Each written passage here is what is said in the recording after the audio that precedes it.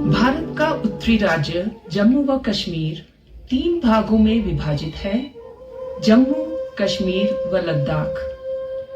भूमि क्षेत्र के अनुसार लद्दाख इस राज्य का सबसे बड़ा प्रदेश है, परंतु यहाँ की जनसंख्या बहुत कम है।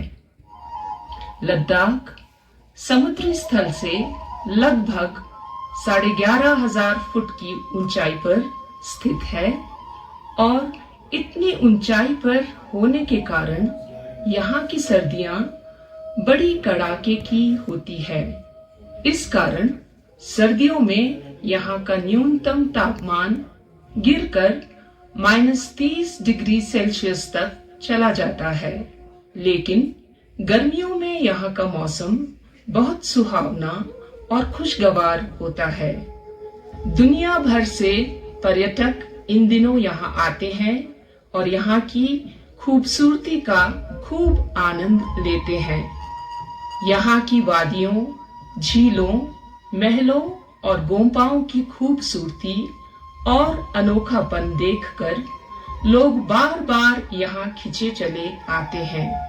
शोर शार और तेज तराज जीवन से दूर शांत लद्दाख, जहाँ चारों ओर हिमालय के ऊंचे ऊंचे पहाड़ हैं, सदियों से इंसानी सभ्यता के साक्षी हैं। ये पहाड़ सैकड़ों साल पुराने लद्दाख के इतिहास के चश्मदीद गवाह हैं। आसमान को छूती और बर्फ से ढकी ये चोटियां आज भी लद्दाख के आन के लिए एक पाबंद और जागरूक सिपाही की तरह खड़ा है। यहाँ की बलखाती हुई नदियां कितने ही नई पुरानी सभ्यताओं को आते जाते देख चुके हैं।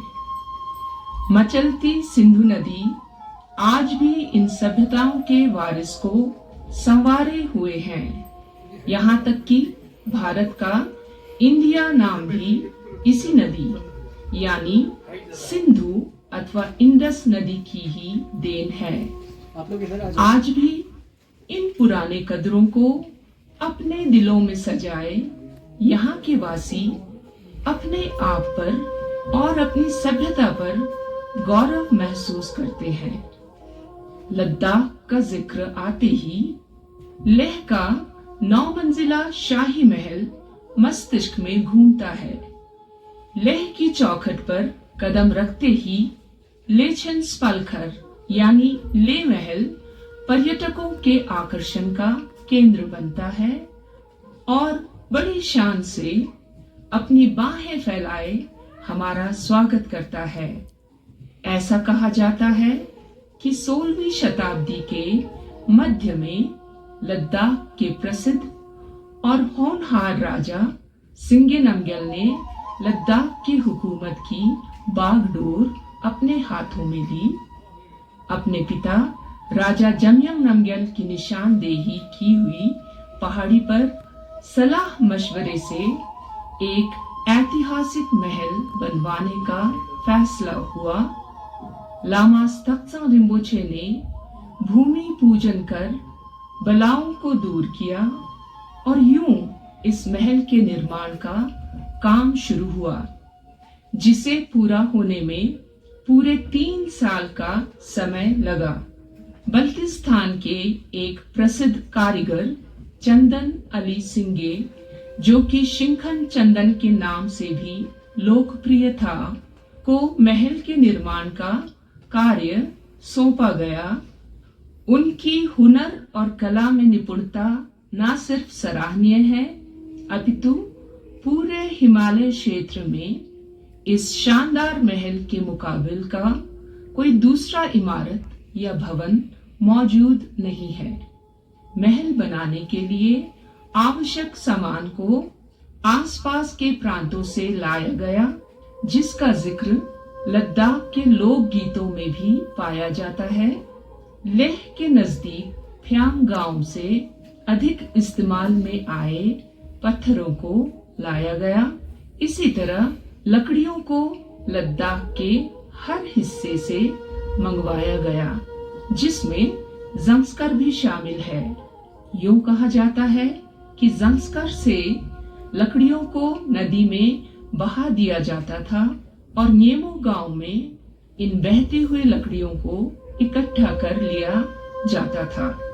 16वीं सदी की इस कारीगरी की महल में इतनी बारीकी से हर काम को तराशा गया है कि इसके बनने के 400 साल बाद आज भी उतनी ही खूबसूरती और शान से खड़ा है। इस महल के चारों ओर का मनमोहक दृश्य या यूं कहिए ले शहर के भरपूर नजारों का हम इस महल से पूरा आनंद ले सकते हैं। प्राकृतिक विपदाओं से निपटने के लिए इस महल के बनावट में खास ख्याल रखा गया है, जिसका मिसाल सैकड़ों साल बाद भी इसी शान व मजबूती से लेह की शान बनी हुई है। इस महल के पहले, दूसरे और तीसरे स्तरों के निर्माण में पत्थरों का इस्तेमाल हुआ है। सबसे निचले अथवा पहले स्तर में दीवारों की चौड़ाई 2.5 मीटर की है। इस मंजिल पर केवल 8 बाय 11 मीटर का एक ही कमरा है।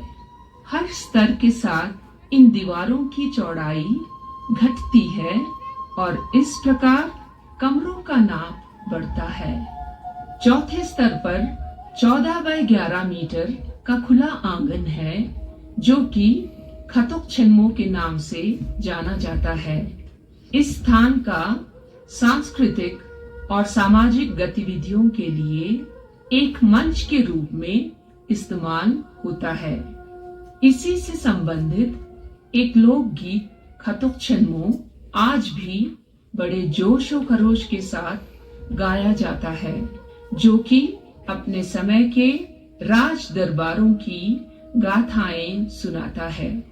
5वें स्तर पर दीवारों की चौड़ाई और घटने पर कमरे और अधिक बड़े हुए हैं। यहाँ पर हम सबसे बड़ा सामूहिक सभा का कमरा या असेंबली हॉल पाएंगे, जो कि 17 बाय 10 मीटर है और ये टक्छन के नाम से जाना जाता है।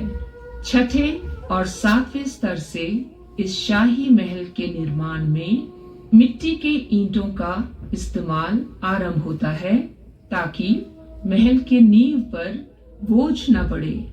इस मंजिल पर आप 7-8 कमरा पाएंगे, जिनके बड़े खिड़कियों पर लकड़ियों का बहुत बारीक और मनमोहक तराश देखने को मिलता है, जिसे शीर्षक कहा जाता है।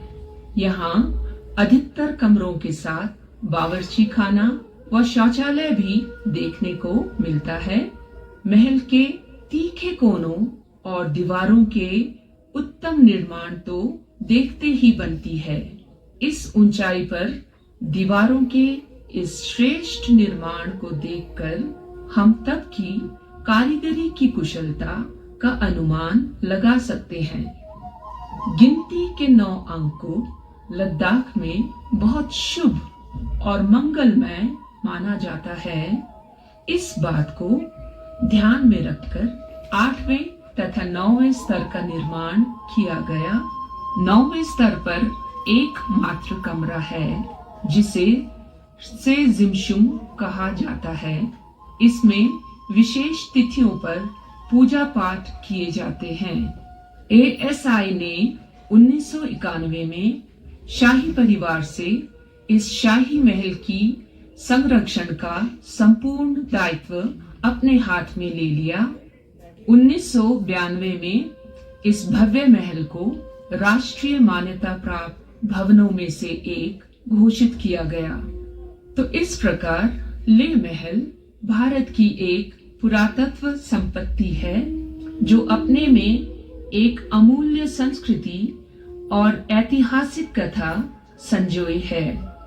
इसे हमें संभाल के रखना है, ताकि सदियों बाद आने वाली हमारी पीढ़ी भी इसे देख सके कि कैसे इस दुर्गम स्थान पर, और वह भी पहाड़ के चोटी पर, जबकि आधुनिक युग में प्रयोग होने वाली मशीनों गाड़ियों का नामो निशान नहीं था, राजा सिंगे नंगल ने इस ऐतिहासिक महल का निर्माण किया।